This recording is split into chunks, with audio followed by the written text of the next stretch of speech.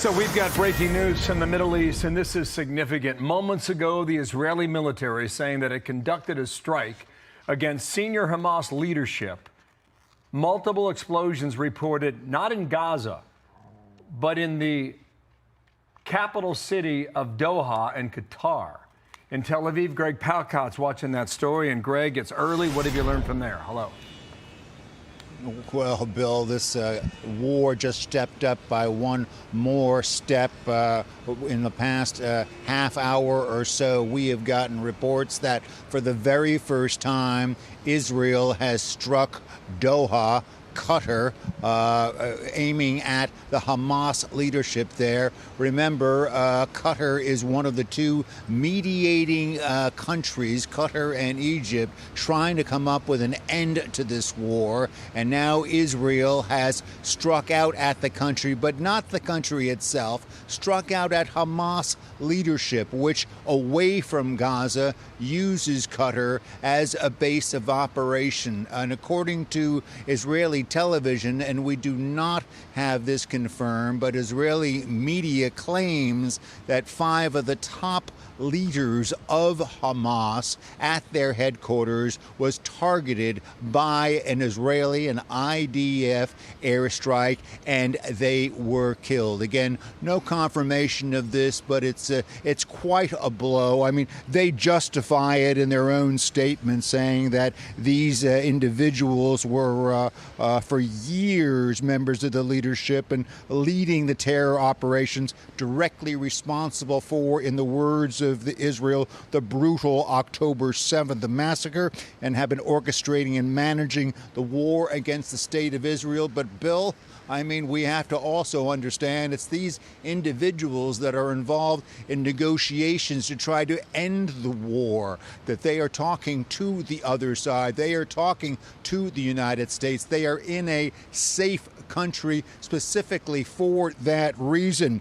We have a note from Trey Yingst, who has spoke to the officials in Qatar, and they condemn in the strongest terms the cowardly Israeli attack. That's their words, quoted by Trey from Qatar. The ministry affirms security agencies, civil defense, and authorities will immediately begin to respond. So Qatar, as you can imagine, not too pleased by this. Hamas, not too pleased by this. Of course, this comes, Bill, at a very crucial time. There is yet another proposal for a ceasefire, a hostage handover, Palestinian prisoner exchange coming from the Trump administration. And this has got to put paid to that right now, Bill. Okay, so Greg, stand by with us in Tel Aviv. Trey Yingst joins us live. He's covering the war in Ukraine.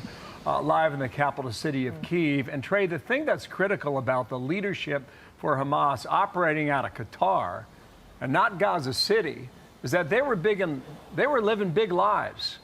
And that's really been one of the backstories on this war ever since Israel went back into Gaza. Your reaction now and what it could mean for this war if indeed they have been taken out in Doha today. Yeah, Bill, Fox News can confirm that the Israelis were behind these strikes targeting the Qatari capital of Doha, specifically the Hamas leadership, Khalil Ali and Zahir Jabarin. We're talking about 2 out of 5 of the top Hamas leaders that are currently in Doha. And I want to take you through the tick-tock of how these individuals came to power in Qatar, leading the Hamas political bureau from hundreds of miles away from Gaza. This all started last summer when Ismail Haniyeh, the leader of Hamas, was killed by the Israelis in the Iranian capital of Tehran. After that took place, Hamas consolidated their power in Qatar to continue leading operations inside Gaza and the West Bank. And according to initial reports, Khalil al-Hayya and Zahir Jabarin were the 2 targets behind the Israeli strikes today in Doha. And again, the Qataris are immediately coming out and condemning these strikes against their territory. The country's spokesman for the foreign minister says the state of Qatar condemns in the strongest terms the cowardly Israeli attack targeting the residential headquarters of several members of the Hamas political bureau in the Qatari capital of Doha. This is very significant, Bill, because when we step back from this, These were the individuals at the negotiating table in these ongoing conversations to try and get the remaining 48 hostages out of Gaza. And now there are major questions about who will lead those negotiations. And Greg, this is Dana. I wonder about the element of surprise here, because we woke up this morning to news that Bibi Netanyahu and the Israeli government have told Gaza to evacuate. And so that operation looks like it's happening. And in the meantime, you have the Hamas leaders who have been kind of sitting pretty there in Qatar. And the element of surprise here could have been something because they had their eye off the ball. Absolutely, yeah. We were sitting here in our bureau, and all of a sudden we're seeing smoke on the horizon from a shot in Doha. Utter surprise about what was going on, opening up another front. Remember, Israel has never struck Doha, has never struck Qatar. Qatar is a safe ground, a neutral ground, a mediating ground for this whole operation, and really one of the key players in any possibility that a peaceful resolution of this crisis could come out.